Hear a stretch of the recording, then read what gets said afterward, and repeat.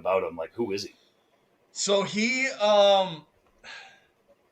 owns like Virgin. So whether that's Virgin Oh, Mobile, Virgin Galactic is what this yeah. space, is called or whatever. Yeah, so and it's actually Sir Richard Branson, I should say. And actually Uh, it might be, is it Branson or Bronson? Now I'm getting that we're going back to our Charles Bronson.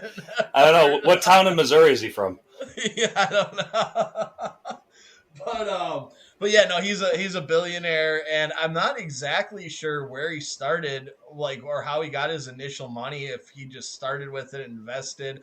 I don't even know if he actually started Virgin Records, but obviously that's where like the Virgin name first He'd be came pretty from. old if he did that, I think. Because Virgin Well, he Records is old. is that's been Yeah, around for quite a while, hasn't it? yeah. Okay, so here I just looked it up. Virgin Records founded 1972. Founders Richard Yeah. Branson, Tom Newman, Nick Oh. Powell, and Simon Draper. So yeah, there you So go. yeah, he is old as fuck then.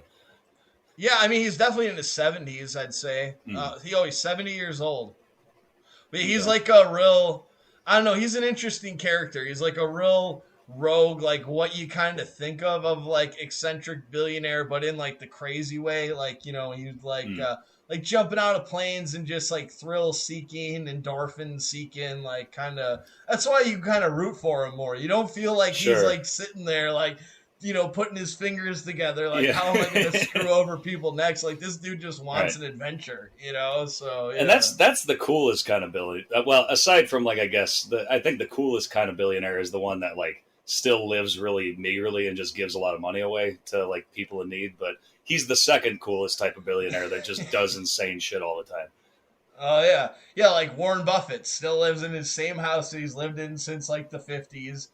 drives cheap ass cars. He's going to give away his entire fortune before even though he's like 90, but he's given away, I think, already like 25% of his fortune. He's given his kids no money for themselves, but enough money for them to have their own organizations. And he was Okay. working with Bill Gates in the Bill and Melinda Gates Foundation, but now since Yeah. he didn't say why Enough he said. pulled out, but he's not on that board anymore. They're not saying Okay. why, but yeah, and Yeah, he did say he can had draw tried your to own step conclusions down there. before any of that happened, but who knows? Oh, here's the other thing Warren Buffett did. Like his wife, this is crazy actually. So his wife, after they made all this money, like didn't want to just live in the same house in Omaha and do all this shit. So Hmm. like they're estranged, but like they never got divorced or whatever. And he's like, "Oh, go do whatever. And, like you can live in California, and I'm still gonna live in Omaha." And I think they've had this arrangement going on for like 40 years now or something. I'm loosely Wow. making up some of these details, but I'm not making them up. I'm loosely remembering them, I should say. So, but it's some crazy arrangement like that.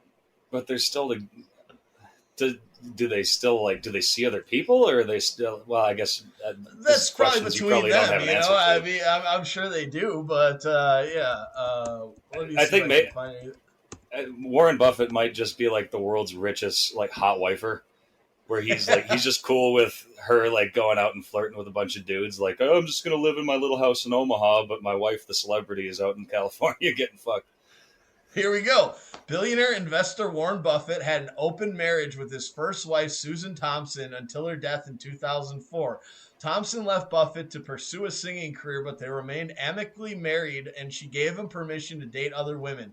Thompson also introduced her husband to Astrid Manx, who became his companion. So she even introduced him to his, like, not his future wife, but his Oh damn! the woman, his companion, as they put it. What a marriage, man! Warren Buffett's a smart motherfucker. That guy knows how to run. Yeah, dude. World's richest swingers. That's a show I'd watch. I think it's cool that the both of them are like, yeah, we can like handle this and like so ahead Yeah. of their time, like so ahead of their time on that. That's amazing. I think honestly. To one point you're like, well, why keep the marriage? But if it worked for them, like why not? Uh, yeah, I mean, probably from her standpoint, I would imagine it has to do with the money. But why he just was cool with it, just still like, yeah, it's a bizarre circumstance. I don't know what kept them actually married. I suppose. Well, here's the thing with the age difference. I guess from their time, like people didn't get divorced, so they're like, well, we have the means Oh, to get around that. You know what I mean? And then I guess it I just maybe suppose, worked yeah. out or something. And I wouldn't put it just as like the money thing. I don't know. That's pretty interesting if they had maintained like a friendship as much, where she's like, hey, you should meet this person. Like Hmm. the more legitimate version of what whatever her face was doing for Epstein, whatever her Oh, name. I I'm not sure he would appreciate that analogy. Yeah, that his wife was like his version of Ghislaine Maxwell. But I said the more legitimate version. okay, but it still implies some stuff. No, no. The legitimate point is that like these aren't teenagers that are being manipulated. Right, Like right. yeah, This that's is the this is perfectly legitimate legal, point of kind it. of. By the Sure. time this comes up, we'll probably seen the clips, but yeah, just Hmm. a very exciting time in the world. And then when Jeff Bezos does it, we get all. Oh, and here's a really funny thing. So there's a dispute about where space actually starts. So there's some line that's Why? apparently, well, because billionaires. This is what's so funny about it. So there's a line, and I forget what it's called, but there's a line, and it's actually like 60 miles above the Earth, and that's where some people consider space to start. But NASA and the US government say that it starts at 50 miles. So Virgin Galactic goes to about 55 miles. Jeff Bezos' Blue Horizon or Blue Origin or whatever the hell it's called. Oh, Blue Horizon. That was that. That was that fucking BP oil rig that fucking Oh, went to shit in the Gulf of Mexico. They don't want to have things. yeah. We're gonna start spilling oil in space now. Yeah, but so yeah, the Origin spacecraft. Jeff Bezos is like, well, we're actually going to 65 miles above Earth, so we're actually going to space. Richard Branson isn't really going to space, but Yeah. then like the NASA people are like, you get the same view either way. It really doesn't actually make a difference. It's all about the Right. view and like the experiencing zero gravity and the weightlessness.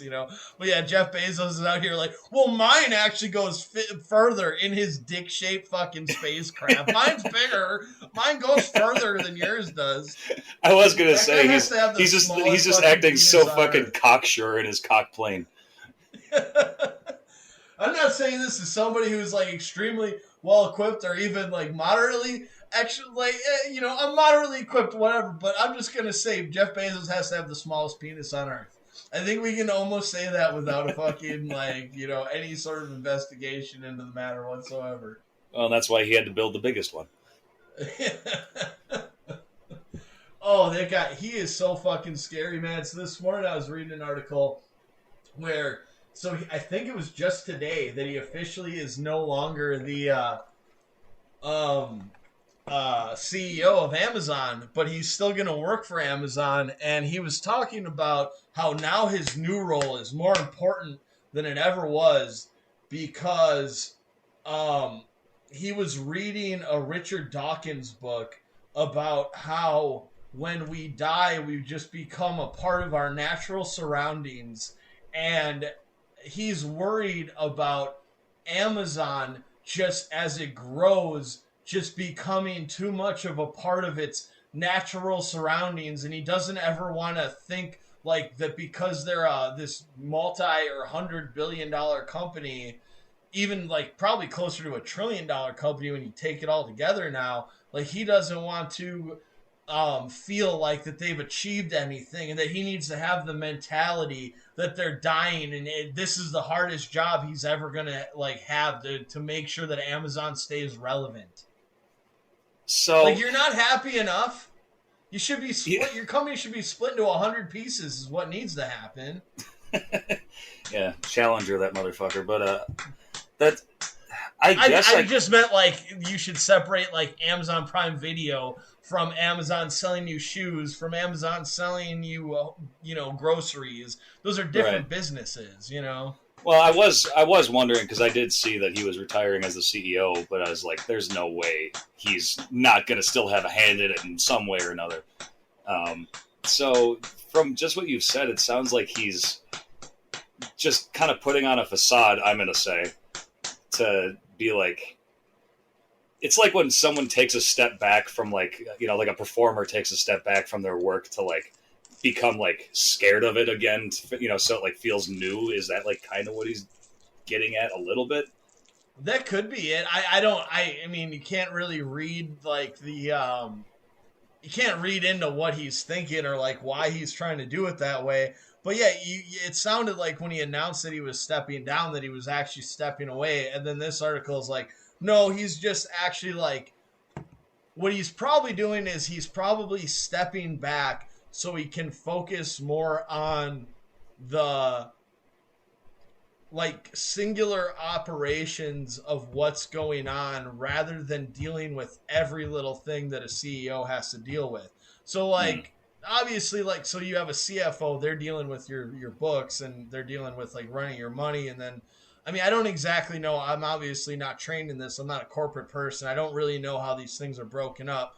But my assumption is that a CEO has a lot of like decisions that have to be made that don't have anything necessarily to do with like what are the new products going to be, how are we going to go into the future. It's more just about like we need to keep the ship running. And what it sounds like Bezos wants to do is now go back into like the idea making part of it. You know what I mean? Okay. Like I would say, yeah. I mean, as scary and like just like it, he's gotten to the point of being like almost an omnipotent being rather than a person. But like, I kind of get it. Like, even though I could never imagine myself with that kind of power, like I sort of understand that, like stepping away to like be the ideas guy again. And, instead of just having to make all the like executive decisions of like every finer detail of the company. So yeah, I mean, like, fuck him still, but I guess I get it. No, that's actually a really good point. I see what you're saying there as well. If you look at it that way, what I more disagree with is just this assessment of like of course you can't rest on your laurels, and a company does need to keep growing. In fact, they like owe that responsibility to the people who invest in the company. So if you're that big, you can't just like say, okay, we're happy with this, with being this big. I wish it would work that way, but it doesn't work that way. Like people expect them like, how are you going to grow more? How are you going to justify your stock price? What are you going to do next? What are you going to do next? But at the same time, I do disagree with that in the sense that like that's the part of our mentality where somebody steps back and is like, even though I have all this success, I still need to feel as though I'm threatened. Like I still need to keep that hunger as though like this company's gonna die tomorrow.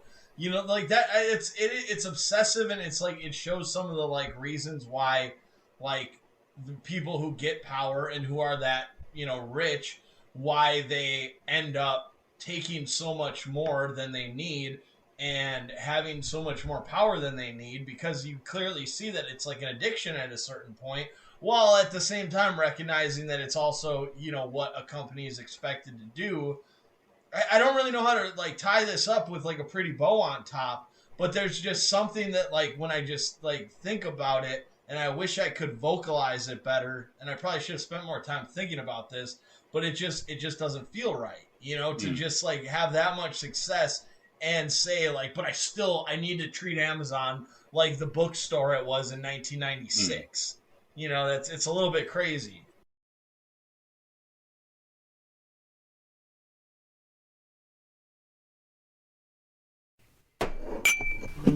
Stool with Matt Nic.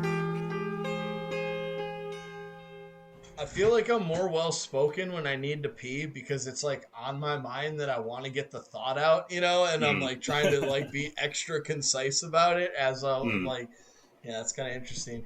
Also, I've only had 1.5 beers, so I don't know why I'm having to pee so much, but I'm starting to think that like not drinking for a week, my body's like, get this shit out of me. Like you're feeling so good without.